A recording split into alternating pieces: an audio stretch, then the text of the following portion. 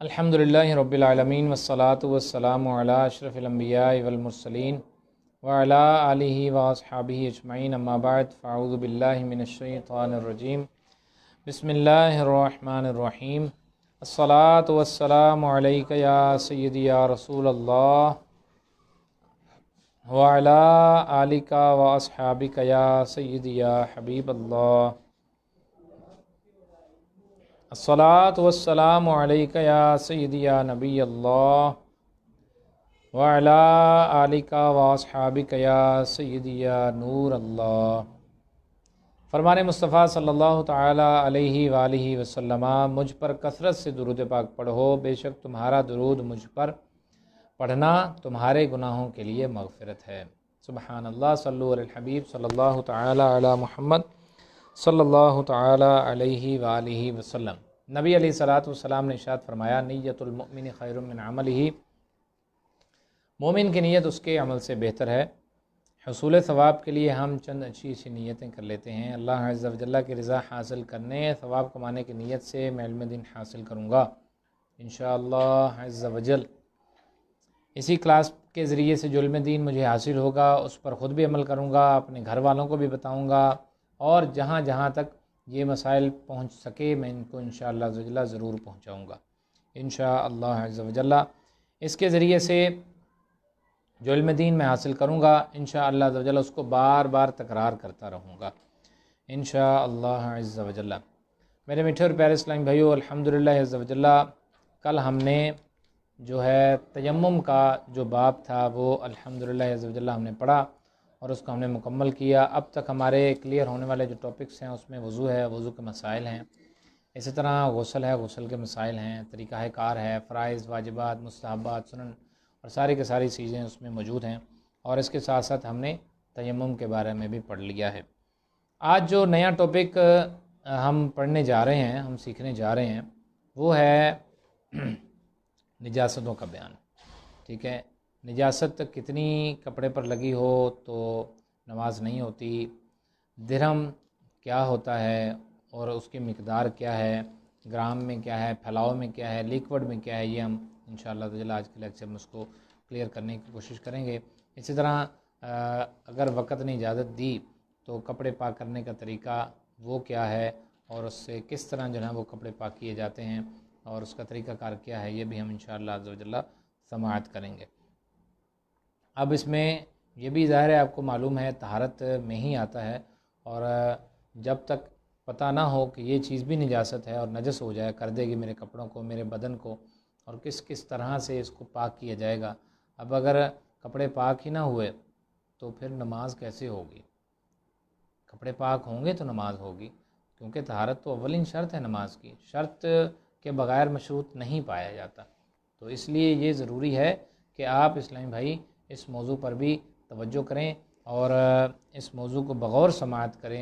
یہ بڑا اہم موضوع ہے اور بڑے اس میں شرم کی وجہ سے ہم کسی سے پوچھتے نہیں ہیں، شرم کی وجہ سے کسی کے پاس بیٹھتے نہیں ہیں، کسی کے ساتھ ذکر نہیں کرتے، ڈسکس نہیں کرتے، حالانکہ تمام علماء یہ آپ کے پاس ہر وقت موجود رہتے ہیں۔ آپ الگ کر کے ان کو پوچھ لیا کریں۔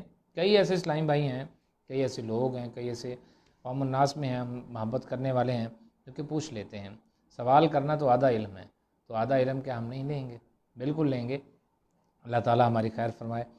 تو ہر عاقل بالغ مرد عورت مسلمان پر یہ طہارت کے وہ احکام سیکھنے فرض ہیں جن سے نماز اس کی ٹھیک ہو جائے۔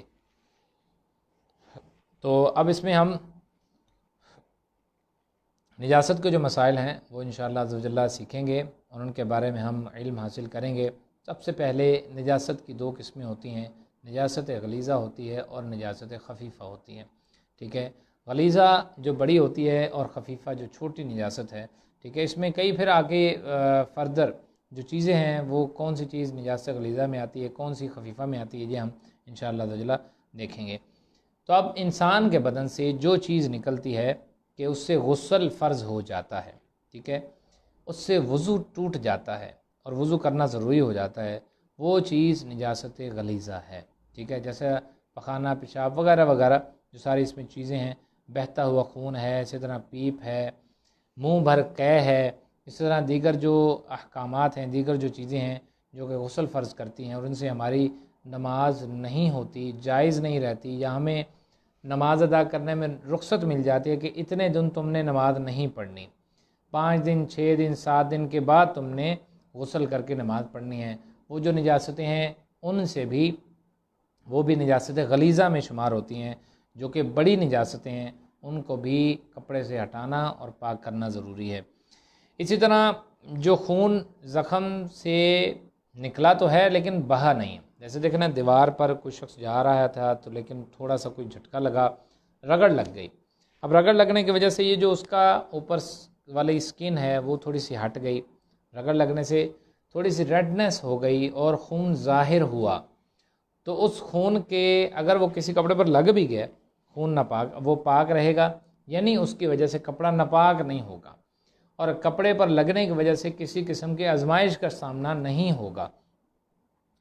اچھا، اسی طرح دکھتی آنکھ سے جو پانی نکلے گا، ٹھیک ہے، یہ ہم وضو کے بیان میں بھی اس کو سیکھ چکے ہیں اور پڑھ چکے ہیں۔ دکھتی آنکھ ہے، آنکھ میں اشوب ہو گیا، کوئی مسئلہ ہو گیا، کوئی پریشانی ہو گئی، اس سے جو پانی نکلتا ہے وہ نجاست غلیظہ ہے، ٹھیک ہے، اور یوں ہی ناف سے جو پانی نکلے، اسی طرح جسم کے کسی اور حصے سے درد کے ساتھ جو پانی نکلے، ٹھیک ہے، وہ بھی نجاست غلیظہ میں شمار ہوتا ہے۔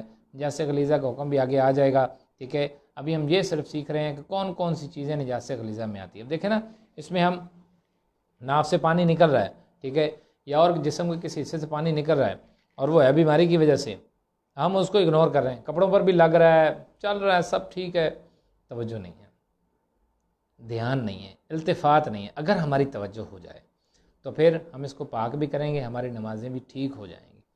نماز پڑھتے ہیں سرور نہیں آتا، نماز پڑھتے ہیں مزہ نہیں آتا، نماز پڑھتے ہیں جلدی جلدی سلام پھیرنے کو دل کرتا ہے، بھئی میرے میٹھے پیارے اسلامی بھائی اور بہنوں، مسائل اس میں یہ ہیں، behind the story, behind the scene یہ سٹوری ہے، اور مسائل یہ ہیں، کپڑے پاک نہیں ہیں۔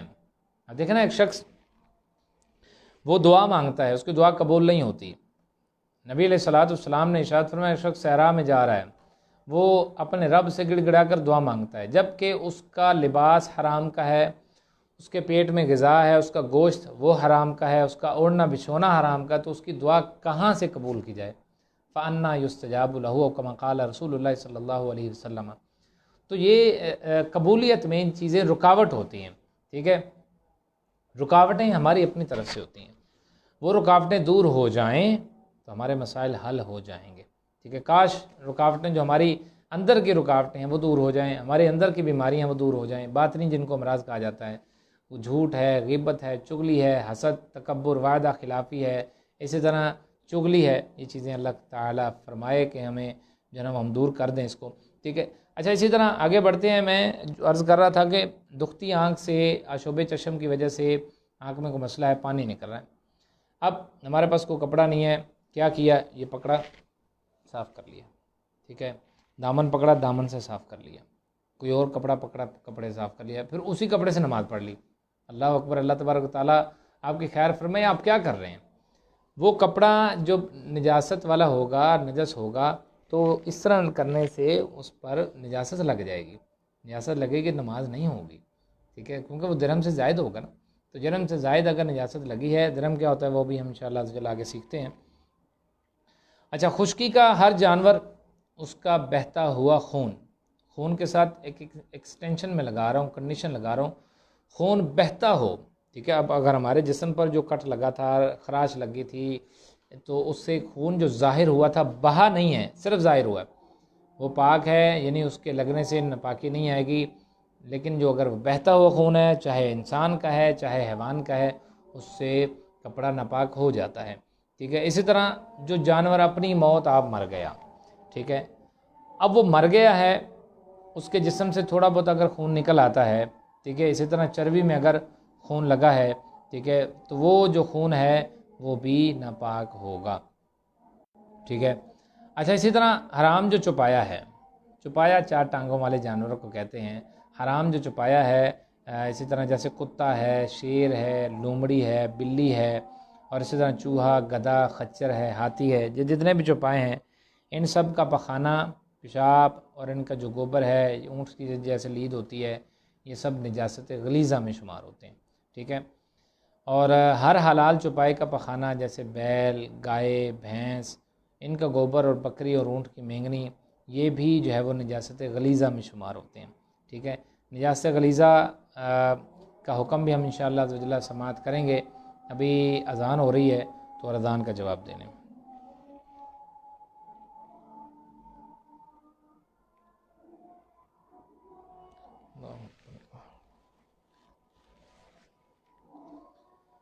اللہ اکبر، اللہ اکبر۔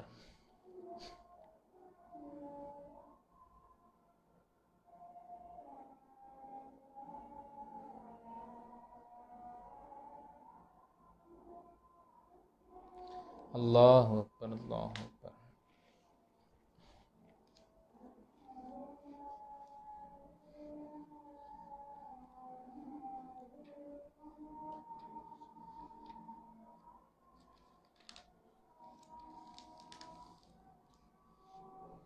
اشہد ان لا الہ الا اللہ۔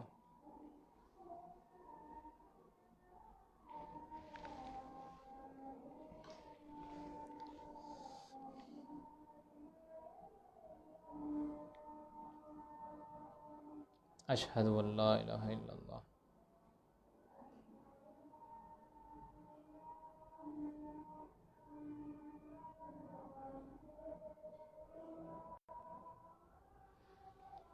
اشہد ان محمد رسول اللہ صلی اللہ علیہ یا رسول اللہ۔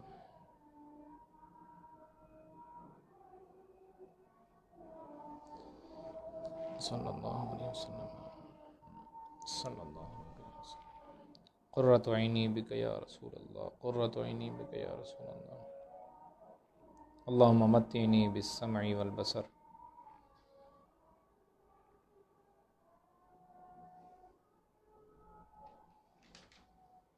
لا حول ولا قوة الا باللہ۔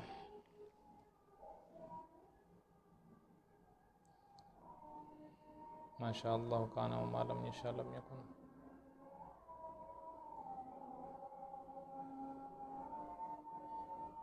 لا حول ولا قوة الا باللہ۔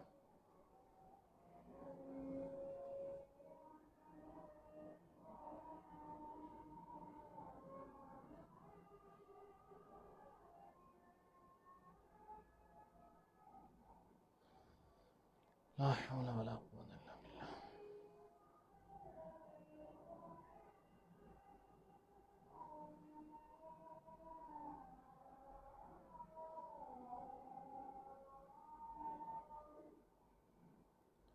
لا حول ولا قوة الا باللہ۔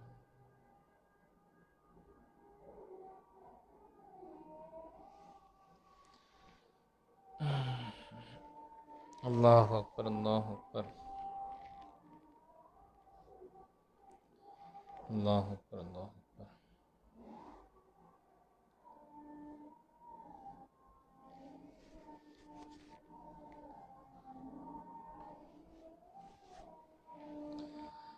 لا الہ الا اللہ، اللہم رب الدعوۃ التامۃ والصلاۃ القائمۃ آت محمدا الوسیلۃ والفضیلۃ والدرجۃ الرفیعۃ وابعثہ مقاما محمودا الذی وعدتہ ورزقنا شفاعته۔ جی میرے میٹھے اور پیارے اسلامی بھائیو، ہم نجاست غلیظہ کے بارے میں سماعت کر رہے تھے، تو میں عرض کر رہا تھا کہ جو پرندہ اونچا نہیں اڑ سکتا اس کی بیٹھ، جیسے مرغی ہے، بطخ ہے، ان کی بیٹھ بھی نجاست غلیظہ میں آتی ہے۔ اسی طرح ہر قسم کی شراب اور نشہ لانے والی جو تاڑی یا سیندی جو بھی پوست سے بنتی ہے، سانپ کا پخانہ، سانپ کا پیشاب، ٹھیک ہے، اور اس جنگلی سانپ اور مینڈک کا گوشت جن میں بہتا خون ہوتا ہے، ٹھیک ہے، گرچہ ان کو کسی نے ذبح کر لیا، اسی طرح ان کی کھال وہ بھی نجاست غلیظہ میں شمار ہوگی، ٹھیک ہے۔ سور، پگ، سوائن، خنزیر، ٹھیک ہے، اس کا گوشت، اس کی ہڈی، اس کا بال اگرچہ ذبح کر لیا گیا، سب نجاست غلیظہ ہیں۔ میں دوبارہ عرض کر رہا ہوں، سور، خنزیر، پگ، اس کا نام لینے سے زبان ناپاک نہیں ہوتی، اور سوائن، یہ جو بھی اس کو آپ کہیں، اس کا گوشت بھی نجاست غلیظہ حرام ہے، ہڈی بھی نجاست غلیظہ نجس العین ہے، اور بال بھی اس کے نجس العین ہیں، پلید ہیں، گندے ہیں، غلیظ ہیں، ان سے نفع اٹھانا جائز نہیں ہے، حرام ہے۔ اس کے پینٹ والے برش بنانا، اس کی وگ بنانا، اس کے بال بنانا، اس کی کھال کے جوتے بنانا، استعمال کرنا سب ناجائز ہے، اس کی کسی طور پر بھی اجازت نہیں ہے، ٹھیک ہے۔ مسلمان خدا را اس بات کو سمجھیں اور جوتے نہ بنائیں، اس میں جو مال امپورٹ ہوتا ہے اس پر توجہ کر لیں، کہیں یہ خنزیر کی کھال کی تو نہیں ہے، کہیں یہ سوائن سے ان کے بالوں کے برش تو بنا ہوا نہیں ہے، اگرچہ جتنا مرضی اچھا ہو، یار ہم نے اچھے کو کیا کرنا ہے، ہم نے اللہ رسول کے فرمان کو سامنے رکھنا ہے۔ وہ فرمان یہ کہتا ہے کہ یہ چیزیں مطلق نجس ہیں، ان سے نفع اٹھانا جائز نہیں ہے۔ دنیا میں اللہ تبارک و تعالیٰ نے ہر چیز کا نعم البدل پیدا کیا ہے۔ اگر ایک اس نے حرام کردہ چیزیں بہت قلیل ہیں، حلال کردہ چیزیں بہت زیادہ ہیں، تو شیطان انسان کو اس طرف لے کر جاتا ہے جو کہ حرام کرتا ہے، تاکہ بندہ ان میں پڑے اور بعد میں کہوں انی بری منکم، میں تم سے بری ہوں، انی ارا ما لا ترون، میں تو وہ دیکھ رہا ہوں جو تم دیکھ ہی نہیں رہے، یعنی جہنم اور عذاب والے فرشتے۔ اور وہ ابن آدم کو چھوڑ کر الگ ہو جاتا ہے، اکیلا تنہا چھوڑ دیتا ہے، گناہ کرواتا ہے، اس کے بعد الگ ہو جاتا ہے۔ تو اگر ہم عقل مندی کا مظاہرہ کریں اور ہم جناب و سور سے، خنزیر سے ٹوٹلی نفع اٹھانے والی جو چیزیں ہیں ان کو ختم کر دیں، ان کو تلف کر دیں، ان کو نہ لیں، اللہ تبارک و تعالیٰ ہمیں اس نجاست سے بچنے کی توفیق عطا فرمائے۔ اچھا، اسی طرح چھپکلی گھروں میں ہوتی ہے، گرگٹ ہے، اس کا خون یہ نجاست غلیظہ کپڑوں پر لگ جائے گا، درہم کی مقدار تو کپڑا دھونا فرض ہے، اور اس کے ساتھ ہی اگر کسی نے پڑھ لی تو نماز نہیں ہوگی۔ ہاتھی کے سونڈ کی رطوبت، شیر، کتے، چیتے اور دوسرے درندے چپاؤں کا لعاب، یعنی اگر یہ برتن میں پانی پی لیتے ہیں تو پانی ناپاک ہو جائے گا، نجاست غلیظہ ہے، ٹھیک ہے۔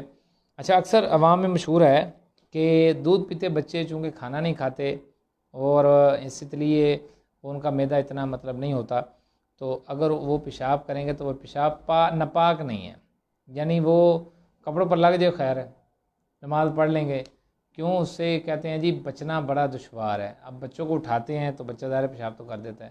تو میرے میٹھے پیارے اسلام بھائیو، کیا دین پر عمل کرنے والوں کے بچے نہیں ہوتے؟ کیا نبی علیہ الصلوٰۃ والسلام کے بچے نہیں تھے؟ کیا صحابہ کرام کے بچے نہیں تھے؟ سب کے تھے، سب نے دینی احکامات کے مطابق اپنے آپ کو چلایا اور کپڑوں کا خیال رکھ کے انہوں نے نماز پڑھی۔ تو ایسی کوئی مشکل چیز نہیں جس سے بچنا بڑا دشوار ہے، ٹھیک ہے، یہ عموم بلوہ نہیں ہو گیا اس میں۔ تو اگر بچہ ایک دن کا بھی ہے، اس کا پیشاب اگر لگ گیا، کپڑا دھونا پڑے گا، اور اس کے ساتھ اگر نماز پڑھی ایک دن سے زائد کے ساتھ تو نماز نہیں ہوگی، ٹھیک ہے۔ یہ آپ کے مسکنسیپشن ہے، اگر کسی کے دماغ میں ہے تو وہ نکال دے، وسوسہ ہے یا غلط فہمی ہے، جیسے بھی ہے مسئلہ میں نے صحیح جو آپ کی بارگاہ میں پیش کر دیا ہے، اسی کے مطابق عمل کرنے کی ترکیب کیجیے گا۔ اچھا، اسی طرح نجاست غلیظہ کا جو حکم ہے، نجاست غلیظہ کا حکم یہ ہے کہ اگر کپڑے یا بدن پر، میں حکم بیان کرنے لگا ہوں، آپ توجہ کیجیے گا، نجاست غلیظہ تو میں نے گنوا دی کون کون سی چیزیں ہیں۔ اب اس کا حکم کیا ہے؟ حکم اس کا یہ ہے کہ اگر یہ کپڑے یا بدن پر لگ جائے، ٹھیک ہے، تو اس کا پاک کرنا فرض ہے، ٹھیک ہے۔ بغیر پاک کیے اگر نماز پڑھ لی تو نماز نہیں ہوگی، ٹھیک ہے۔ اور اگر اس سے بھی سخت صورتحال کیا ہے؟ اس سے بھی سخت تر صورتحال یہ ہے کہ اگر اس نے جان بوجھ کر پڑھی، ٹھیک ہے، جان بوجھ کر پڑھی اور نہیں یار خیر ہے، اللہ قبول کرنے والا ہے، تو سخت گناہ ہوگا، ٹھیک ہے۔ اور اگر اس صورت میں پڑھی کہ نماز ہی پڑھنی ہے، پھر کیا ہوا؟ یہ کون سی امپورٹنٹ چیز ہے یا کون سی اتنی اہم چیز ہے کہ جس کے لیے میں اتنا اہتمام کروں؟ تو اس طرح نماز پڑھی تو کفر ہے۔ تو ایسا نہ ہو کہ ہم ثواب کمانے جائیں اور اسلام سے یاد دھو کر گھر واپس آ جائیں، ٹھیک ہے۔ تو نجاست غلیظہ کا میں نے حکم آپ کے سامنے پیش کر دیا ہے۔ کپڑے یا بدن پر ایک درہم کے برابر یا ایک سے درہم سے زیادہ اگر لگ جائے تو اس کا پاک کرنا، اس کو چھڑا لینا، اس سے دھو لینا کپڑا، یہ فرض ہے، ٹھیک ہے۔ اچھا جی، تو اگر یہ تو تھا درہم سے زیادہ، اگر درہم کے برابر یہ کپڑے پر لگی ہے، درہم کتنا ہوتا ہے وہ بھی میں آپ کے سامنے عرض کرتا ہوں۔ تو نجاست غلیظہ اگر درہم کے برابر کپڑے پر لگی ہے تو اس کا پاک کرنا واجب ہے، بغیر پاک کیے اگر نماز پڑھ لی مکروہ تحریمی ہوگی۔ مکروہ تحریمی جو ہوتا ہے اس کا حکم جو ہوتا ہے لوٹانا نماز کو دوبارہ پڑھنا، یہ واجب ہے، ریپیٹیشن از واجب، نماز کو دوبارہ پڑھیں گے، کیوں؟ ہم نے مکروہ تحریمی فعل کیا اور ہم یہاں پھر ہم سے ہو گیا، اس کی وجہ سے ہم پر نماز دوبارہ فرض ہوگی، ٹھیک ہے۔ پھر وہی حکم ہے، جان بوجھ کر پڑھیں گے تو گناہ ہوگا، ٹھیک ہے۔ ہاں، زیادہ کے بھی میں نے عرض کر دیا، درہم سے زیادہ لگی ہوئی ہے، درہم کے برابر بھی عرض کر دیا، اگر درہم سے کم ہے ٹھیک ہے، اور اس کی جو مقدار ہے وہ درہم جتنی نہیں ہے، ٹھیک ہے، تو اس صورت میں اس کا پاک کرنا سنت ہے، اس کو چھڑا لیں، ٹھیک ہے۔ بغیر پاک کی اگر نماز پڑھی، نماز ہو جائے گی لیکن خلاف سنت ہے، سنت سے ہٹ کر کام کیا، بھئی ہم کیوں سنت سے ہٹ کر کام کریں گے؟ ہم نہیں کریں گے، ہم انشاءاللہ عز و جل نہیں کریں گے، اور سرکار علیہ السلام کے نہج پر، صراط مستقیم پر رہیں گے۔ اللہ تعالی ہمیں اس پر رکھے، استقامت عطا فرمائے، اور ہمیں دعوت اسلامی کے ساتھ جوڑ دیں۔ اگر ہم ٹوٹے ہوئے ہیں تو جڑ جائیں، چھوٹے ہوئے ہیں تو مل جائیں، اور اگر ہم جو ہے وہ کسی سے ہٹے ہوئے ہیں تو اللہ تبارک و تعالی ہمیں ملا دے، ٹھیک ہے۔ اچھا، نجاست غلیظہ کا جو درہم یا اس سے کم یا زیادہ ہونے سے مراد کیا ہے، درہم کتنا ہوتا ہے اور درہم کی مقدار کیا ہوتی ہے، اس کی میں وضاحت کرنے لگا ہوں۔ درہم کی مقدار کتنی ہوتی ہے؟ فرماتے ہیں کہ نجاست غلیظہ اس میں کئی صورتیں ہیں، گاڑی ہے یا وہ پتلی ہے، لیکوڈ فارم میں ہے۔ دیکھتے ہیں، سب سے پہلا جو حکم ہے نجاست غلیظہ کا، وہ میرے میٹھے پیارے اسلامی بھائیوں، نجاست غلیظہ اگر گاڑی ہے، جیسے دیکھیں نا پخانہ ہے، اسی طرح لید ہے یا گوبر وغیرہ ہے، تو اس سے پھر ہم وزن میں دیکھتے ہیں 4.5 ماشے 4.374 گرام، یہ اتنی اگر ہے، ٹھیک ہے، تو یہ درہم کی مقدار بنتی ہے۔ تو اگر کم یا زیادہ ہے تو اس میں یہی پھر 4.5 ماشے سے کم یا زیادہ کا لحاظ کیا جاتا ہے۔ یہ تو تھا اگر نجاست غلیظہ وہ گاڑی ہے، پخانے کی شیپ ہے یا گوبر کی شیپ میں، ٹھیک ہے۔ لیکن اگر نجاست غلیظہ پتلی ہے، پیشاب ہے، ٹھیک ہے، اسی طرح بچے کا پیشاب لگ گیا کپڑے کو، تو اس میں ہم کیا کریں گے، اس میں پھر ہم لمبائی چوڑائی کا حساب دیکھتے ہیں، ٹھیک ہے۔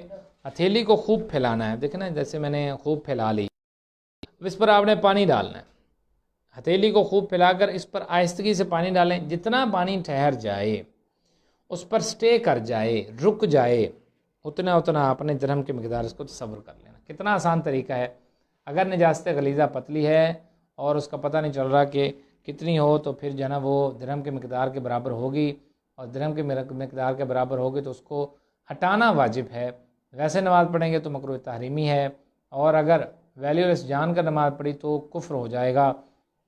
اس میں یہ درہم کی مقدار کی میں وضاحت کر رہا ہوں کہ اگر نارمل کنڈیشن میں ہاتھ کو چھوڑیں، پانی ڈالیں، جتنا پانی اوپر رہ جائے اتنی چوڑائی میں آپ کی درہم کی مقدار بن جائے گی۔ اتنی اگر نجاست متفرق جگہ پر بھی، کئی جگہوں پر بھی لگی، اس کو اکٹھا کر لیں۔ اکٹھا کرنے سے یہ نہیں مراد ہے وہ کپڑا کاٹ کے آپ نے اس کو جوڑنا ہے، بلکہ اکٹھا یوں کریں گے، ذہن میں تصور باندھیں کہ ادھر سے اکٹھا ہوگا، ادھر سے اکٹھا ہوگا، ادھر سے اتنا بن جائے گا۔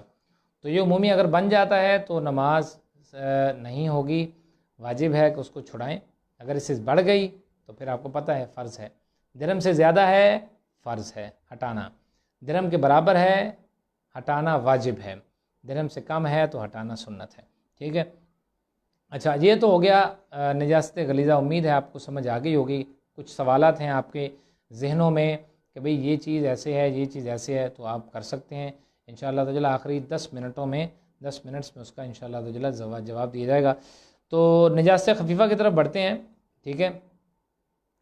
نجاست خفیفہ کیا ہوتی ہے اور اس میں کیا حکم لگایا جاتا ہے، ٹھیک ہے۔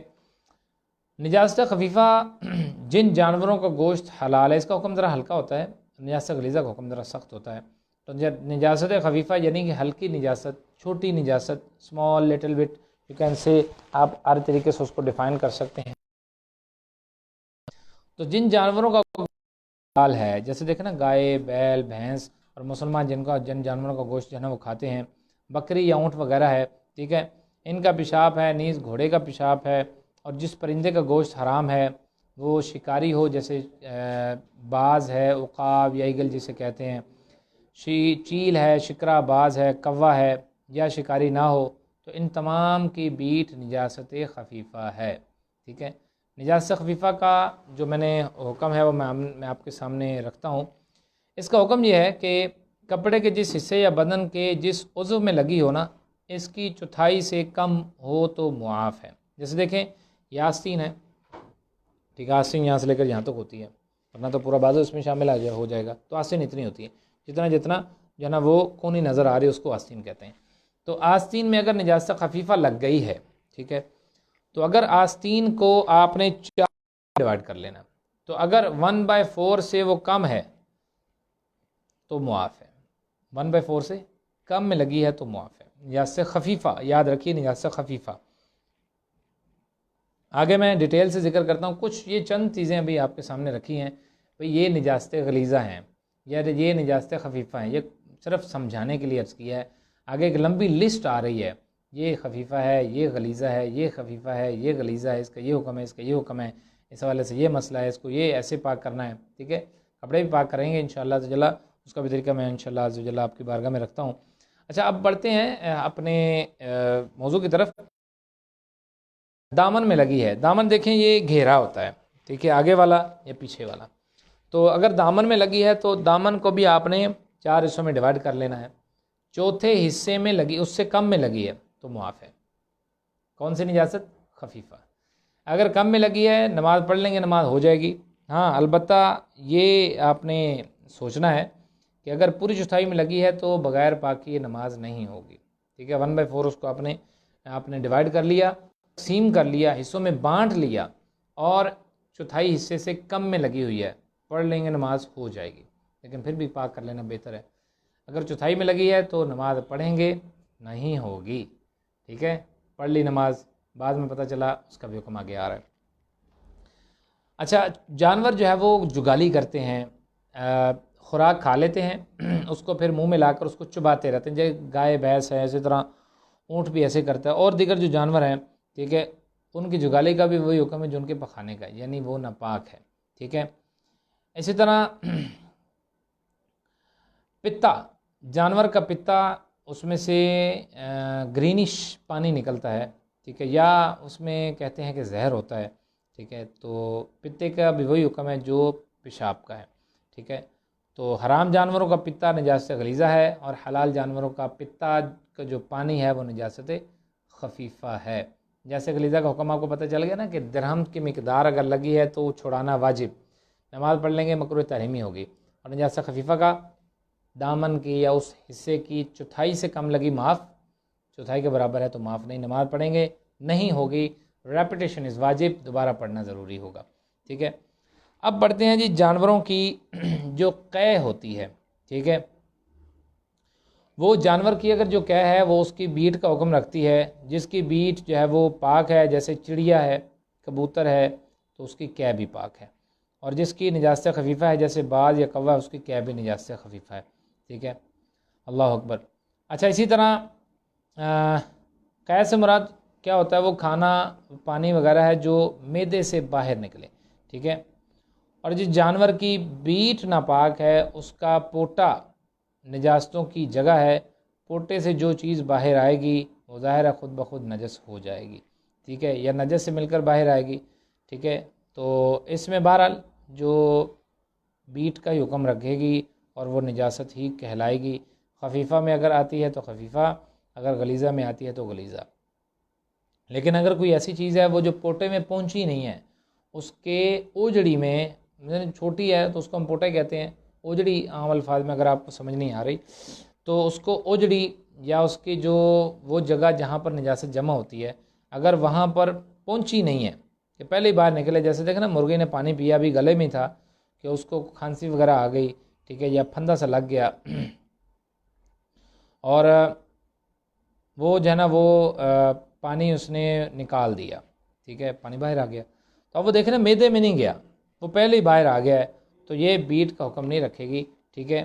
وجہ اس کی یہ ہے کہ یہ نجاستوں کی جگہ تک پہنچی نہیں ہے، معدے تک پہنچی نہیں ہے، تو معدے تک پہنچی نہیں تو پہلے ہی باہر آ گئی، اس صورت میں یہ بیٹ کا حکم نہیں ہوگی، یہ کپڑے پر لگ جائے گی تو کپڑے پر لگنے سے نماز ہو جائے گی، ٹھیک ہے۔ اسی طرح نجاست غلیظہ یا خفیفہ، اس کے جو الگ الگ احکام آپ کے سامنے ذکر کیے گئے ہیں، ٹھیک ہے، یہ احکام اسی وقت ہیں جب بدن یا کپڑے میں لگے گی، ٹھیک ہے۔ اگر کوئی پتلی نجاست ہے، مثلا دودھ یا پانی میں نجاست پڑ جائے، ٹھیک ہے، وہ غلیظہ ہو تو دونوں صورتوں میں وہ دودھ یا پانی جس میں نجاست پڑی ہے وہ پاک ہو جائے گا، اگرچہ ایک ہی نجاست پڑی ہو، ایک ہی قطرہ نجاست کا پڑا ہو، ٹھیک ہے۔ اگر خفیفہ نجاست خفیفہ جو نا اگر نجاست خفیفہ مل جائے تو وہ تمام نجاست غلیظہ ہو جائے گی، تو تھوڑا تھوڑا اب اگر ہمیں نجاست غلیظہ پیشاب کا ایک قطرہ عرق گلاب میں ڈال دیا جائے تو عرق گلاب ناپاک ہو جائے گا، تو یہ نجاست غلیظہ ہے، اتنی یہ حکم والی ہے۔ وہ عرق گلاب کتنا پاک ہوتا ہے اور کتنی اچھی چیز ہوتی ہے، خوشبودار ہے، تو اگر وہ ایک پیشاب کی چھینٹ سے شراب کے ایک قطرے سے ناپاک ہو جائے گا، نجاست غلیظہ اتنی ناپاک چیز ہے، اس کو سمجھیے اور اس سے پاکی کا کوئی سامان کیجیے، ٹھیک ہے۔ اب یہ تو ہے نا کہ ہمارے کسی بدن پر لگ گئی، اس کو ہم نے پاک کرنا ہے، لیکن اگر دیوار پر لگ گئی، زمین پر لگ گئی، درخت پر لگ گئی، تو وہ کیسے ہم اس کا پاکی کا نظام بنائیں گے؟ اس میں دیکھیے، اگر ناپاک زمین اگر اس پر گدھے نے پیشاب کر دیا یا کسی جانور کی لید پڑ گئی، ٹھیک ہے، اب اگر وہ ناپاک زمین سوکھ جاتی ہے، ٹھیک ہے، اور نجاست کا اثر یعنی رنگ بھی چلا گیا اور بو بھی چلی گئی، سب کچھ چلا گیا، اب وہ زمین پاک تصور کی جائے گی۔ وہ سوکھی کیسے؟ ظاہر دھوپ سے سوکھی ہے، دھوپ لگتی ہے، اور دھوپ، سورج کی دھوپ ایسی چیز ہے جو کہ جراثیم کو مار دیتی ہے۔ پھر ظاہر ہے دوسری چیز ہوا بھی تو ہوگی نا، تو ہوا آتی ہے، اس نجاست کو اڑا کر لے جاتی ہے، تو وہ جگہ پاک تصور کی جائے گی۔ اس پر اگر ہم جائے نماز بچھا کر، کپڑا بچھا کر نماز پڑھ لیں، ہماری نماز ہو جائے گی۔ نماز کے عدم جواز میں کوئی وجہ نہیں رہی، ٹھیک ہے، نماز جائز ہو جائے گی، ٹھیک ہے۔ اب وہ دھوپ ہے، کوئی اور چیز ہے، تو اس پر نماز پڑھ سکتے ہیں، لیکن یہ سوچئے گا، ہم نے پہلے بھی پڑھا تھا کہ ناپاک زمین اگر پاک ہو گئی تشمیس کے ذریعے سے، دھوپ کے ذریعے سے، اب اس کے اوپر پاکی ہو گئی، تو وہ طاہر تو ہے، مطہر نہیں ہے، اس سے تیمم نہیں کر سکتے، اس پر کپڑا بچھا کر نماز پڑھ سکتے ہیں، نماز اس پر ہو جائے گی، لیکن آپ کی تیمم اس سے نہیں ہوگا، کیوں؟ وہ پاک کرنے والی نہیں ہے، پاک اگرچہ وہ خود ہے، فی نفسی پاک ہے۔ اچھا، اسی طرح اگر درخت یا گھاس ناپاک ہو گئی، دیوار ناپاک ہو گئی، ایسی اینٹ جو زمین میں جڑی ہوئی ہے وہ ناپاک ہو گئی، ٹھیک ہے، تو یہ سب بھی میرے میٹھے اور پیارے اسلامی بھائیوں خشک ہو جانے سے پاک ہو جائیں گے، ٹھیک ہے۔ کیوں خشک ہونے سے مراد کیا ہے؟ نجاست کا رنگ بھی چلا گیا اور نجاست کی بو بھی چلی گئی، یہ دونوں چیزیں ہیں، اگر یہ چلی گئی ہیں، ٹھیک ہے، تو پھر جو ہے وہ پاک ہو جائیں گی۔ لیکن اگر اینٹ زمین میں جڑی نہیں ہوئی، دیوار میں جڑی نہیں ہوئی، تو پھر اس کو دھوئیں گے، پھر وہ پاک ہوگی، ٹھیک ہے۔ دھونے کا طریقہ آپ کو انشاءاللہ عزوجل وقت مناسب ذکر کر دیا جائے گا، ہو سکتا ہے وہ اگلے لیکچر میں اس کا جو ہے نا وہ وقت آ جائے گا۔ اچھا، اگر ایسا پتھر ہو جو زمین سے جدا نہیں ہو سکتا، ٹھیک ہے، تو خشک ہونے سے ہوگا گا جب کہ نجاست کا اثر زائل ہو جائے، ورنہ دھونے کی ضرورت پڑے گی، ٹھیک ہے۔ اچھا، جو چیز سوکھنے ہو جائے، جیسے کوئی سخت چیز ہے، چھری ہے یا چمڑے کی کوئی چیز ہے، تو اگر یہ سوکھ جائے یا رگڑا جائے تو یہ پاک ہو جاتی ہے۔ چمڑا بھی وہ جو صاف ہے، ٹھیک ہے، اس میں دراڑے وغیرہ نہ ہو، کیونکہ نجاست اس میں رہ جائے گی۔ تلوار بالکل نقشی تلوار نہ ہو، پلین ہو، اس کو صاف کریں گے، نجاست کا اثر جو ہے وہ ختم ہو جائے گا۔ تو اب اگر اس کے بعد نجاست کا اثر تو اس سے چلا گیا، پاک ہو گئی، اس کے بعد پھر وہ گیلی ہوگی، تو اب وہ چیز اس کو ناپاک نہیں کریں گے، اور ہم یہ نہیں سمجھیں گے کہ یہ ناپاک ہوگی، کیونکہ نجاست کا اثر تو چلا گیا ہے اور وہ چیز پاک ہو گئی ہے، تو اب جو ہے وہ اس کی وجہ سے ہم اس کو ناپاک تصور نہیں کریں گے۔ اب دیکھیں نا، جیسے زمین پر پیشاب پڑ گیا، پیشاب پڑنے سے زمین ہو گئی ناپاک، اب زمین سوکھ گئی، ایک دفعہ سورج آیا، یہ آیا، وہ آیا، آگ، یا اس پر اس زمین پر آگ لگی تھی، تو جیسا بھی ہوا، اس پر کسی نے آگ جلائی سینکنے کے لیے، تو وہ زمین ہو گئی پاک ہو گئی، نجاست چلی گئی، رنگ بھی چلا گیا اور اس کی بو بھی چلی گئی۔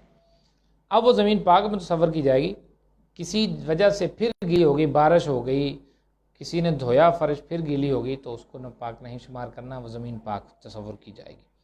اللہ اکبر۔ آگے بڑھتے ہیں۔ اچھا، اگر کسی بچے نے یا بڑے کا پیشاب پڑ گیا، زمین پر پخانہ کر دیا یا پیشاب کر دیا، یا زخم وغیرہ سے خون نکلا تھا، یا پیپ یا جانور ذبح کرتے وقت خون نکلا تھا اور وہ زمین پر گر گیا تھا، بغیر پانی کے ویسے ہی کسی کپڑے وغیرہ سے اس کو صاف کر دیا تھا، نجاست چلی گئی، رنگ بھی چلا گیا اور اس کی بو بھی ختم ہو گئی، تو وہ زمین پاک تصور کی جائے گی، اس پر آپ نماز پڑھ سکتے ہیں، ٹھیک ہے۔ یہ میں اس لیے دیکھیں باریک باریک چیزیں عرض کر رہا ہوں تاکہ اوہام، وساوس اور اسی طرح جو وسوسے ہیں، غلط تصورات ہیں، مسکنسیپشنز ہیں، وہ ختم ہو جائیں، وہ دم توڑ جائیں اور ہم اپنے احکامات سے اچھی طریقے سے واقف ہو جائیں، ٹھیک ہے۔ کئی ایسی چیزیں ہوتی ہیں کہ جن کے بارے میں ہمیں توجہ نہیں رہتی اور ہم مشقت میں پڑ جاتے ہیں، جبکہ ان میں آسانی رکھی ہوتی شریعت نے۔ تو اگر دیکھیں نا، شریعت کی آسانی کو اگر ہم لے لیتے ہیں تو ہمارے لیے بڑی سہولت ہو جاتی ہے۔ بعض صورتوں میں ایسے ہوتا ہے نماز ہو ہی نہیں رہی ہوتی، لیکن ہم تصور کرتے ہیں کہ ہماری نماز، یہ بھی غلطی ہے، ٹھیک ہے۔ دونوں جانب ہے، آپ افراد کریں گے یا تفرید کریں گے، حد سے بڑھیں گے یا گھٹیں گے، دونوں صورتوں میں نماز میں فرق آ سکتا ہے، دونوں صورتوں میں خرابی ہو سکتی ہے، دونوں صورتوں میں مشقت ہو سکتی ہے۔ تو اس کی طرف ہم نے نہیں جانا، بلکہ ہم نے آنا ہے شریعت کی طرف، جو کہ جہاں ہمیں آسانی دے وہاں ہم نے آسانی لینی ہے، جہاں ہمیں دے کہ بھی یہ کام تو نے کرنا ہے تو پھر ہم چلو جان سے حاضر ہیں۔ ہمیں شریعت کے ہر حکم پر لبیک کہنا چاہیے اور لیتلعل نہیں کرنی چاہیے، پس و پیش سے کام نہیں لینا چاہیے، ہر وقت شریعت کے ہر حکم پر لبیک کہتے ہوئے پہلی صف میں موجود ہوں اور کسی بھی حکم پر اٹکے نہیں، سوچے نہیں۔ بھئی اللہ کے بندے، اللہ تبارک و تعالی حکمت والا ہے، سمجھ بوجھ والا ہے، اور وہ کئی درجہ زیادہ عقل مند ہے، حکیم اسے کہتے ہیں۔ اللہ تبارک و تعالی سمیع بھی ہے، بصیر بھی ہے، تو ہمیں غلط چیز کا حکم نہیں دے سکتا۔ شریعت حکم دے رہی ہے، بالکل پرفیکٹ ہے، اس پر آنکھیں بند کر کے عمل کریں، دیکھیے گا انشاءاللہ تعالی بہاریں آ جائیں گی اور خیر ہو جائے گی، ٹھیک ہے۔ اچھا، گاؤں میں یہ چیز بڑی ہوتی ہے کہ گاؤں والے جو ہوتے ہیں نا، وہ اپنی زمینوں کو، جو گھر میں فرش ہوتا ہے، دیواریں ہوتی ہیں، ان کو گائے کے یا بھینس، ٹھیک ہے، وہ گوبر بنا دیتے ہیں، اس میں توڑی وغیرہ شامل کرتے ہیں یا کوئی سم تھنگ ایلس وہ چیز شامل کرتے ہیں۔ اب وہ گوبر سے زمین کو لیپا، ٹھیک ہے، یا اس میں پلستر کر دیا، کسی بھی طریقے سے اس کو لے لیا، ٹھیک ہے۔ اب پھر بھی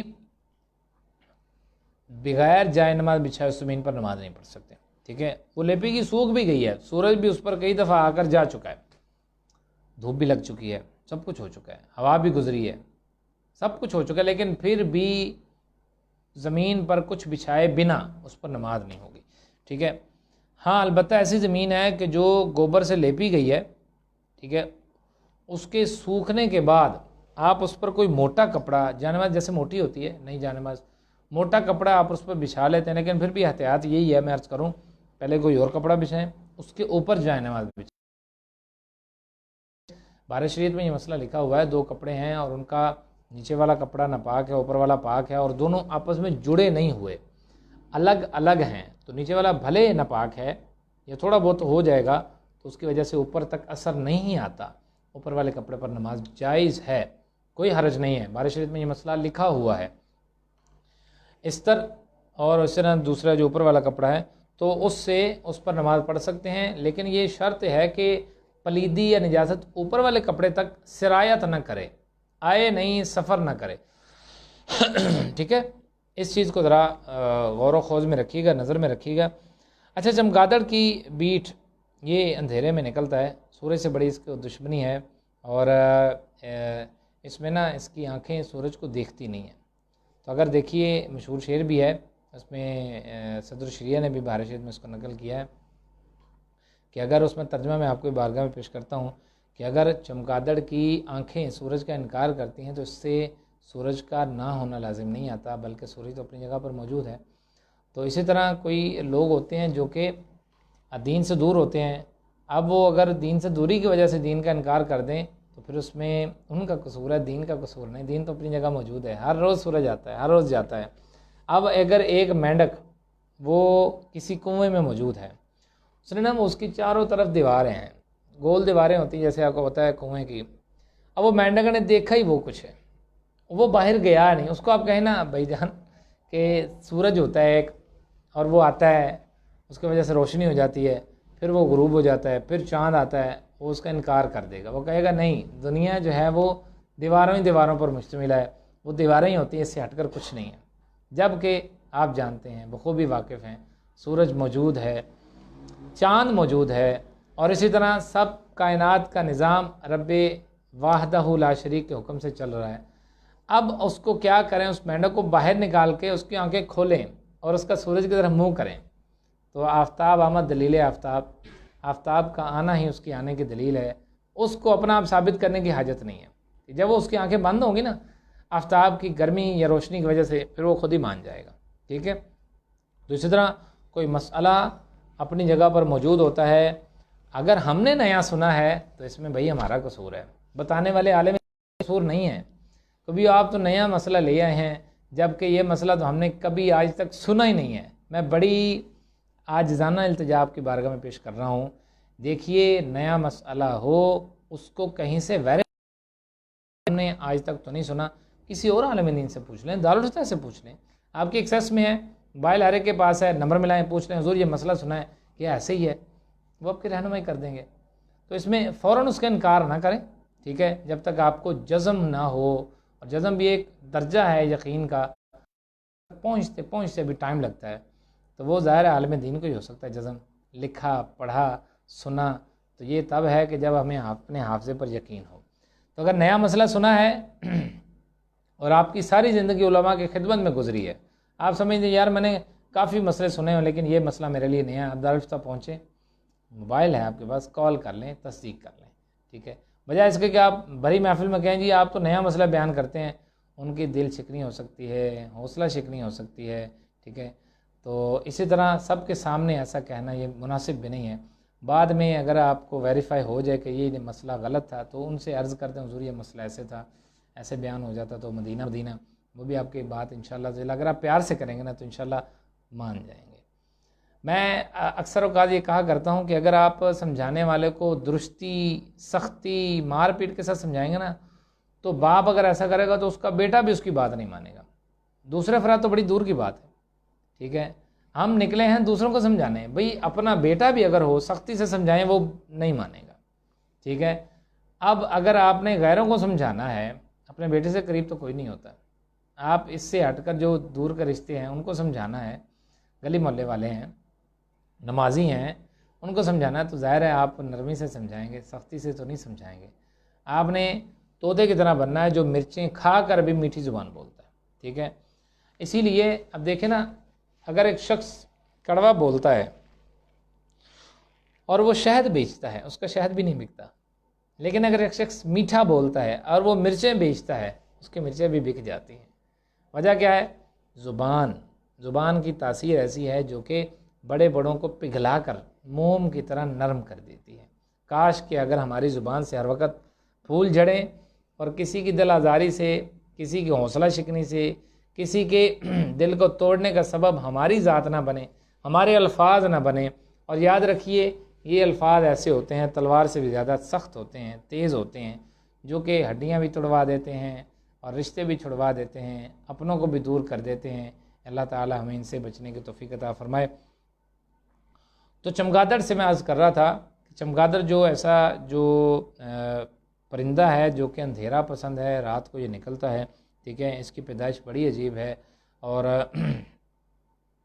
پیشاب، اس کی بیٹ اور پیشاب دونوں ناپاک ہیں، ٹھیک ہے۔ اڑتے ہیں جیسے چڑیا، کبوتر، مینا، مرغابی ہے وغیرہ، ان کے بیٹ پاک ہے، اگر یہ کپڑوں پر لگ جائیں، جیسے ہم کپڑے سکھانے کے لیے ڈالتے ہیں، اسلام بہنیں ڈالتی ہیں، تو کپڑے پر چڑیا نے بیٹ کر دی، اس بیٹ کو ہٹا دیں، ٹھیک ہے، اس بیٹ کو ہٹا دیں اور اس کو دھو لیں۔ یاد رکھیے اس کا رنگ نہیں جائے گا، موسٹ پرابلی اس کا رنگ نہ جائے، لیکن اس کا رنگ نہ جانا آپ کو مضر نہیں ہے، نقصان دہ نہیں ہے، آپ کی نماز ہو جائے گی، ٹھیک ہے۔ نجاست کا اثر آپ نے زائل کر دیا ہے، جو تھوڑی بہت تھی آپ نے ختم کر دی ہے، تو اس کی وجہ ہو جائے گی۔ پانی کا جو جانور ہے، دیگر مچھلی ہے، دیگر اس طرح جانور ہیں، کھٹمل ہے، مچھر کا خون ہے، کپڑے پر ظاہر لگ جاتا ہے، اور خچر ہے، گدھے کا لعاب ہے اور پسینہ ہے، یہ ساری چیزیں پاک ہیں۔ پاک سے مراد یہ یاد رکھیے گا کپڑے پر لگ جائیں تو کپڑا ناپاک نہیں ہوتا۔ پاک ہونے سے یہ مراد نہیں کہ کیونکہ کھانے والی چیزوں میں ہمیشہ اصطلاح ہم استعمال کرتے ہیں طیب اور حلال کی، ٹھیک ہے۔ پاک ہونے کی اصطلاح یہ اس لیے استعمال ہوتی ہے کہ بھئی تمہارے کپڑے ناپاک نہیں ہوں گے، ٹھیک ہے، مچھر کا خون، کھٹمل کا خون، خچر کا پسینہ، اسی طرح گدھے کا لعاب اور پسینہ، مچھلی کا خون، یہ اگر قلیل مقدار میں لگ جاتے ہیں، کیونکہ یہ قلیل مقدار میں ہی ہوتے ہیں، تو اگر یہ لگ جاتے ہیں تو اس سے، لیکن اگر دیکھیں نا کوئی مچھلی کا کام کرتا ہے، اس کے وہ ایک مچھلی کا خون لگا، 2 کا لگا، 3 کا لگا، اب وہ کپڑے بھر گئے، تو میں نے مچھلی کا خون کہا، مچھلیوں کا نہیں کہا، تو مچھلیوں کا خون ظاہر ہے وہ کثیر مقدار میں لگے گا تو ناپاک ہے۔ اسی طرح ایک شخص ہے وہ جو ہے نا وہ کافی مچھر اس کے بدن پر مرے ہوئے ہیں اور وہ درہم سے زیادہ ہیں، مچھر کا خون اتنا ہو جائے ظاہر ہے وہ پھر بہنے کی مقدار ہو جائے گا، تو اگر زیادہ بہنے کی مقدار ہے تو پھر اس سے نماز نہیں ہوگی۔ مچھر کا خون کا ہے، مچھروں کا خون نہیں۔ اسی طرح الفاظ پر ذرا غور کرنا ہے کہ استاد صاحب نے یہ کہا ہے، یہ نہیں کہا، خود سے مسئلے نہ نکالیں، جتنا کہا گیا ہے، جتنا بیان کیا گیا اسی پر کاربند رہنا ہے۔ آگے بڑھنا ہے تو دارالفتہ اہل سنت کی رہنمائی میں، اس کی روشنی میں بڑھنا ہے۔ اگر اس سے ہٹ کر آپ بڑھیں گے، ہو سکتا ہے راہ راست سے ہٹ نہ جائیں کہیں ہم، کاش کہ ہم علماء کی راہبری میں، ان کی رہنمائی میں چلیں۔ اللہ تعالی ہمیں علماء پیچھے پیچھے چلنے کی توفیق عطا فرمائے، نہ کہ علماء سے آگے بڑھنے کی۔ آگے بڑھیں گے نماز نہیں ہوگی، دیکھیں نا، آگے بڑھیں گے تو پھر مار کر ہی آگے بڑھیں گے۔ نماز جنازہ میں اگر امام صاحب سے آگے بڑھیں تو کون بڑھتا ہے؟ تو امام صاحب سے آگے وہی بڑھتا ہے جو مر جاتا ہے۔ تو ہم نے موت نہیں چاہیے، موت کس کو چاہتی ہے؟ کیا چاہیے؟ کسی کو بھی نہیں چاہیے، کوئی بھی مرنا نہیں چاہتا، تو سب زندہ رہنا چاہتے ہیں، تو زندہ رہنے کے لیے چاہیے علماء کے پیچھے رہیں، علماء سے آگے نہ بڑھیں۔ اللہ تعالیٰ آپ کی خیر فرمائے۔ جو معروضات میں پیش کر رہا ہوں اس پر عمل بھی کریں، اگر کوئی عمل نہیں کرتا تو اس کو پیار سے سمجھائیں۔ سنت سے یہ سیکھا ہے کہ بھئی پیار کرو، پیار دو، نرمی سے سمجھاؤ، نرمی سے تو پتھر بھی پگھل جاتے ہیں، ٹھیک ہے؟ اگر آپ نرمی کریں گے، دیکھیں نا، میں ایک چیز آپ کی بارگاہ میں پیش کروں، کو بھیجا گیا، اذهب الى فرعون انه طغى، اے موسیٰ علیہ السلام فرعون کی طرف جائیے، وہ حد سے بڑھ چکا ہے۔ فرعون کون تھا؟ اللہ تعالیٰ کی کبریائی پر ہاتھ ڈالنے کی کوشش کر رہا تھا۔ اللہ تعالیٰ متکبرین کے بارے میں ارشاد فرماتا ہے، الکبریاء ردائی، مشکوٰۃ شریف کی حدیث پاک ہے، کبریائی میری چادر ہے۔ متکبرین حضرات اس چادر کو کھینچنے کی کوشش کرتے ہیں، جو کھینچنے کی کوشش کرے گا اس کو ذلیل و رسوا کر دوں گا۔ متکبرین کے بارے میں رب یہ فرماتا ہے، حدیث قدسی ہے۔ تو فرعون وہ تو متکبر بھی تھا، خدائی کا دعویٰ بھی کرتا تھا، میں خدا ہوں۔ اس کو سمجھانے کے لیے اللہ تعالیٰ نے موسیٰ علیہ السلام کو بھیجا، لیکن کیا ارشاد فرمایا موسیٰ علیہ السلام کو اور ہارون علیہ السلام کو؟ ارشاد فرمایا فَقُولَا لَهُ قَوْلًا لَيِّنًا لَعَلَّهُ يَتَذَكَّرُ أَوْ يَخْشَىٰ، تم دونوں جاؤ اور جا کر اس کو نرم بات کہو۔ دشمن خدا ہے، دشمن نبی ہے، اور بات ماننے کو تیار نہیں ہے۔ اللہ تعالیٰ جو وحدہ لا شریک ہے، اس کی ربوبیت میں انٹرفیئر کرنے کی کوشش کر رہا ہے، مسلسل کوشش کر رہا ہے۔ رب تعالیٰ کا صریح دشمن ہے، اس کو بھی رب تعالیٰ فرماتا ہے قولا لہو قولا لینا لعلہ یتذکر او یخشی، اے موسیٰ علیہ السلام جاؤ اس کو نرم بات کہو، کہ نرم بات اگر اس پر اثر کر گئی تو وہ نصیحت پکڑ جائے گا یا مجھ سے ڈر جائے گا اور وہ توبہ کر لے گا۔ اب دیکھیے دشمن کو بھی اللہ تعالیٰ نے فرمایا کہ اے موسیٰ علیہ السلام اس کو نرم بات کر کے سمجھاؤ۔ تو اگر کسی کو سمجھانا ہے تو نرم بات کر کے سمجھانا ہے، میرے مرشد کریم کی طرح نرم بات کرنی ہے، اس کو نرم بات کر کے سمجھائیں۔ دیکھیں نا، آپ نرم بات کرتے ہیں تو کتنے آپ بھی بلکہ مجھ سمیت میرا اہل سنت پر جان فدا کرتے ہیں، ٹھیک ہے، اپنا سب کچھ فدا کرنے کے لیے آپ کو سمجھانے کا طریقہ انوکھا ہے، بے مثال ہے، بے نظیر ہے اور مقبول ترین ہے۔ اللہ تعالیٰ ہمیں ان کو فالو کرنے کی توفیق عطا فرمائے۔ اچھا، یہ ٹائم کی بھی قلت ہے، سوال بھی ماشاءاللہ سے آپ نے کافی کیے ہیں، پہلے سوالات کو لے لیتے ہیں، ٹھیک ہے، اس کے بعد پھر اگر وقت بچ گیا تو ایک بڑا اہم مسئلہ ہے جس میں اس کو ٹائم بھی کافی چاہیے، تو اس کو انشاءاللہ تعالی کوشش کرتے ہیں۔ کفار کے برتن استعمال کر سکتے ہیں کیا؟ ٹھیک ہے، دیکھیے کفار کے برتن کیسے استعمال کریں گے؟ ان کے گھر سے لے کر آئیں گے، یا وہ لنڈے بازار میں آئے ہوئے ہیں اور وہاں سے لے کر آئیں گے؟ یہ دو صورتیں ہو سکتی ہیں۔ تیسری صورت یہ بھی ہو سکتی ہے کہ کافر کے ساتھ ہمارا اٹھنا بیٹھنا ہے اور ہم اس کے برتن میں کھانا کھا رہے ہیں، یہ 3 صورتیں ہو سکتی ہیں. اگر کوئی چوتھی صورت ہو تو آپ کمنٹس میں بتا دیں. پہلی صورت ان کے گھروں سے آپ برتن لے کر آئے ہیں. آپ امریکہ، یورپ، ہندوستان میں رہتے ہیں، اس کے گھر سے کوئی چیز آئی ہے یا اس کے گھر سے آپ برتن مانگ کر لے کر آئے ہیں. تو مجھے بتائیے، اگر کتا برتن میں منہ مار جائے، اس کو ایک روایت کے مطابق 3، 5 یا 7 مرتبہ اس کو دھوئیں پھر پاک ہوتا ہے. لیکن اگر ہندو ہے، غیر مسلم ہے، وہ تو کتوں کو ساتھ سلاتے ہیں، کتوں کو کھلاتے ہیں.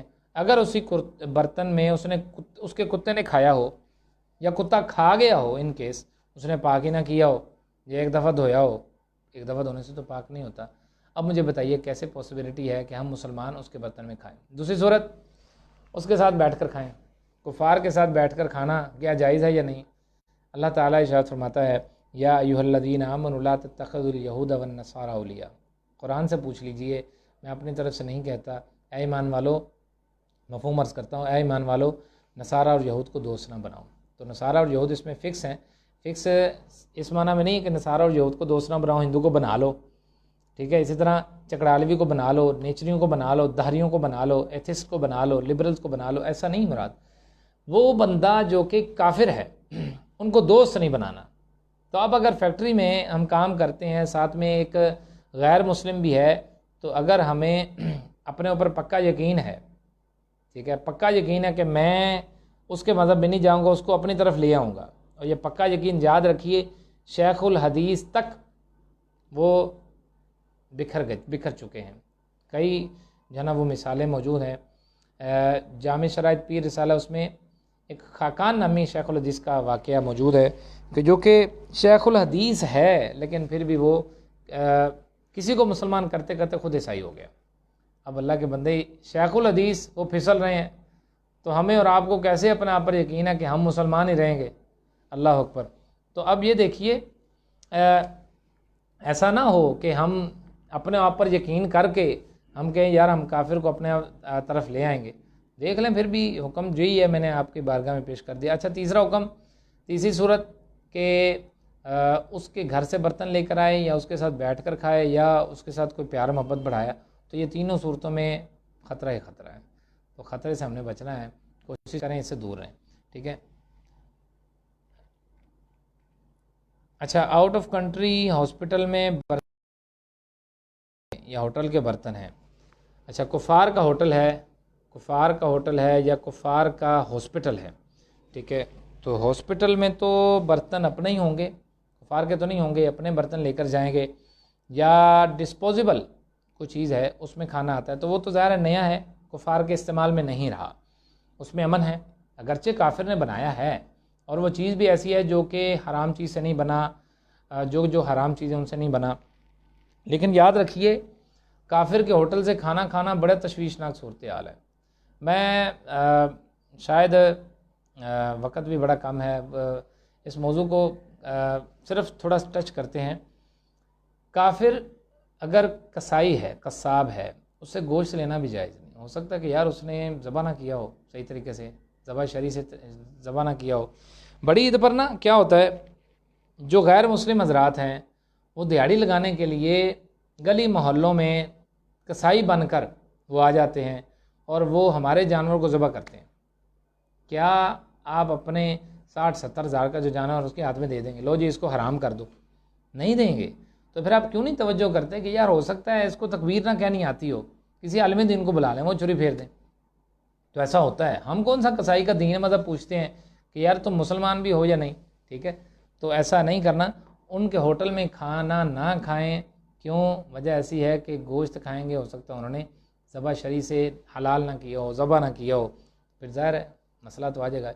ایک خراب کھانے کا لقمہ، سالن خراب ہو گیا، بریانی خراب ہو گئی، اس کو ذرا اپنے اندر نگلیں ہیں، ذرا نتیجہ آپ کے سامنے آ جائے گا. خراب کھانا صحیح معدے میں ٹکتا نہیں ہے. خراب کھانا صحیح معدے میں نہیں ٹکتا. تو پھر صحیح معدے میں کافر کا ذبح کیا ہوا، کافر کے ہاتھوں سے آیا ہوا گوشت کیسے ٹک سکتا ہے؟ جائے گا، خرابی ضرور پیدا کرے گا. نماز میں سستی ہوگی، عقیدے میں خرابی ہو سکتی ہے، فساد ہی فساد ہے. تو یہ رستہ بہت ہی جلن والا ہے، کڑن والا ہے، اذیت والا ہے. اس کی طرف نہ جائیں. خدا را اس سے بچنے کی کوشش کریں. جواز نہ ڈھونڈیں، بلکہ یہ دیکھیں دین مذہب کا نقصان کتنا ہے. ٹھیک ہے، اللہ تعالیٰ ہمیں بچنے کی توفیق عطا فرمائے۔ اچھا، وضو کے بعد سورہ قدر آسمان کی طرف دیکھ کر پڑھنا ضروری ہے کیا؟ ضروری نہیں ہے، ثواب ہے، جتنا ثواب اکٹھا کر لیں گے اتنا ہی ہمارے لیے بہتر ہے۔ اس میں میں نے جب وضو کے احکامات ذکر کیے تھے، اس میں نے آپ کے سامنے یہ چیز رکھی تھی کہ اگر کوئی شخص وضو کے بعد سورہ قدر پڑھ لیتا ہے، حدیث مبارکہ میں آتا ہے کہ جو ایک مرتبہ سورہ قدر پڑھے گا وہ صدیقین میں سے ہوگا، 2 مرتبہ پڑھے گا شہداء میں سے شمار کیا جائے گا، 3 مرتبہ پڑھے گا تو اللہ تبارک و تعالیٰ روز قیامت اس کو میدان محشر میں اپنے انبیاء کے ساتھ اٹھائے گا۔ ٹھیک ہے، یہ ضروری نہیں پڑھ لیں تو ثواب ہے۔ درہم کی مقدار بیان کر دیں دوبارہ۔ درہم کی مقدار اگر نجاست سخت ہے، پخانہ ہے، گوبر لید وغیرہ ہے، تو وہ 4 ماشے ہے، اور اگر لیکوڈ میں ہے تو 1 درہم۔ ہتھیلی پر جتنا پانی چھوڑیں، جتنا رہ جائے گا اتنا درہم کی مقدار ہے۔ درہم چھوٹا سا سکہ ہوتا ہے جو کہ عرب شریف میں چلتا ہوگا، ابھی بھی شاید چلتا ہو، کویت میں چلتا ہے شاید، تو درہم چھوٹا سا سکہ ہے، اس کی مقدار کے برابر اس کا پھیلاؤ ہے۔ وہ دیکھ لیں اگر پیشاب یا پخانہ اتنا لگا ہے تو اس کا لگنا صحیح نہیں ہے، اس کو چھڑا لیں۔ ٹھیک ہے، آپ نے فرمایا کہ آنکھ سے جو پانی نکلے تو وہ ناپاک ہے۔ میری والدہ کو آنکھ میں تکلیف رہتی ہے تو وہ نماز کے دوران کیا کریں؟ دیکھیں، اگر تو پانی اس کو صاف کر لیں، ٹھیک ہے، صاف کر کے وضو کرو، نماز پڑھ لیں۔ لیکن اگر والدہ محترمہ، ماں سب کی سانجھی ہوتی ہے، اللہ تبارک و تعالیٰ میری بھی وہ والدہ ہیں، تو عرض یہ ہے کہ اگر پانی اتنا بہنے میں ہے کہ وہ بہتا ہی رہتا ہے تو اس میں وہ معذور کے حکم میں آئیں گی۔ معذور کے جو احکامات ہیں وہ پچھلے لیکچرز میں بھی میں نے بتائے تھے، نماز کے احکام میں استاد صاحب نے بھی آپ کو بتائے ہوں گے، اس سے پچھلے جو لیکچر ہے نماز کے احکام میں پھر عرض کر دیتا ہوں مختصراً۔ وضو کا جو طریقہ ہے، وضو کا جو کورس چل رہا ہے اس میں بھی شروع میں ذکر کی گئی، غالباً تیسرے یا چوتھے لیکچر میں۔ معذور وہ شخص ہوتا ہے کہ ایک نماز کا وقت پورا کا پورا اس کا عذر جاری رہا، وہ وضو کر کے نماز نہیں پڑھ سکا۔ ظاہر ہے اشوب چشم بیماری کی وجہ سے جو آنکھ سے پانی نکلتا ہے وہ ناپاک ہوتا ہے، وضو توڑ دیتا ہے۔ اب اگر آنکھ سے پانی نکلتا رہا، وضو کرتی ہیں، کر کے اللہ اکبر کہنے لگتے ہیں، پانی پھر بھی جاری ہے، وضو کو دوران بھی جاری ہے، تو اب ایک نماز کا وقت ایسا چلتا رہا، اتنا ٹائم نہیں ملا کہ وہ وضو کر کے تکبیر تحریمہ کہہ سکے۔ ٹھیک ہے، نہیں ملا ٹائم، پورا ٹائم گزر گیا۔ اگلی نماز میں وہ ٹائم کے وقت پہلے جناب وہ ٹائم جب داخل ہوگا وضو کریں گی، ایک وضو کے ساتھ جتنی چاہیں اس ٹائم کے اندر نمازیں پڑھ لیں۔ ٹائم جو ہی جائے گا وضو خود بخود ٹوٹ جائے گا، نئی نماز کے لیے نیا وضو کرنا پڑے گا۔ اگلے اوقات میں کم از کم ایک قطرہ بھی نکل آئے پھر بھی وہ معذور کی لسٹ میں ہی رہیں گی، ان پر ٹیگ معذور کے لگا رہے گا۔ یہ مختصر میں نے عرض کر دیا۔ بالوں میں مہندی لگی ہے تو مسح کیسے کریں یا کیا حکم ہے؟ ظاہر ہے بالوں میں مہندی لگی تو مہندی تو اتارنی پڑے گی، مہندی اتاریں پھر مسح کریں۔ بالوں پر مسح کرنا نا، تو مہندی بال کو دھونا تو ہوتا نہیں ہے، مسح ہی کرنا ہے، تو وہ مسح نیچے نہیں پہنچے گا۔ اتاریں مہندی پھر مسح کریں، اور چوتھائی ہے، چوتھائی اتار لیں۔ اگر آنکھ سے بغیر بیماری کے پانی نکلے تو وضو نہیں جائے گا، وضو نہیں ٹوٹے گا، اور اس میں کسی قسم کی کوئی کراہت نہیں آئے گی۔ جیسے جمائلی پانی نکل آیا، ٹھیک ہے، اس روئے پانی نکل آیا، کئی صورتیں اس کی ہوتی ہیں، تو اس صورت میں وہ وضو نہیں ٹوٹے گا، وہ پانی اگر کپڑے پر لگ جائے وہ پھر بھی پاک ہے، اور اس میں کسی قسم کا کوئی حرج نہیں ہوگا۔ اللہ تبارک و تعالی ہمیں عمل کی توفیق عطا فرمائے، آمین بجاہ النبی الامین صلی اللہ تعالی علیہ وآلہ وسلم۔ آج ہم نے الحمدللہ عز و جل وضو کے جو کورس چل رہا ہے ہمارا طہارت کورس، اس میں ہم نے نجاستوں کا بیان پڑھا، نجاست غلیظہ، نجاست خفیفہ پڑھی، درہم کی مقدار کیا ہوتی ہے 4.375 تھا آئی تھنک، تو اس کا میں پھر عرض کر دیتا ہوں 4.374، یہ اتنے یعنی 4.5 ماشے ہے، اس کی وضاحت بھی کر لیں، 4.5 ماشے ہے، اور 4 گرام یہ 374، یہ اس کے ساتھ پوائنٹس میں ہے۔ تو یہ بھی ہم نے الحمدللہ آج سماعت کی۔ اللہ تبارک و تعالی ہمیں علم نافع عطا فرمائے۔ اتنی نجاست اگر لگی ہے کپڑے کو دھونا ضروری ہے، لیکوڈ میں ہو تو اس کا کیا حکم ہے، ہارڈ فارم میں اس کا کیا حکم ہے، یہ سارے کے سارے میں نے آپ کے گوش گزار کر دیے ہیں۔ اللہ تبارک و تعالی آپ کو علم نافع عطا فرمائے۔ یاد رکھیے گا، اس کو آپ نے شیئر بھی کرنا ہے، دوسروں تک پہنچانا بھی ہے، اور اس کو جتنا ہو سکے اس کو واٹس ایپ گروپس میں، اسی طرح فیس بک پیج پر ہمارا پیج بھی لائک کر لیجئے، اور جو 30+ کورسز ہے اس میں بھی آپ داخلہ لے لیجئے۔ اللہ تبارک و تعالی ہمارا شب و روز دعوت اسلامی میں کرے، ہمیں کرونا وائرس سے محفوظ فرمائے۔ اللہم عافنی فی بدنی، اللہم عافنی فی سمعی، اللہم عافنی فی بصری، لا الہ الا انت۔ اللہ تعالیٰ اس وبا سے، اس کے خوف سے ہمیں محفوظ فرمائے، آمین بجاہ النبی الامین صلی اللہ تعالی علیہ وآلہ وسلم۔ صلو علی الحبیب صلی اللہ تعالی علی محمد صلی اللہ تعالی علیہ وآلہ وسلم.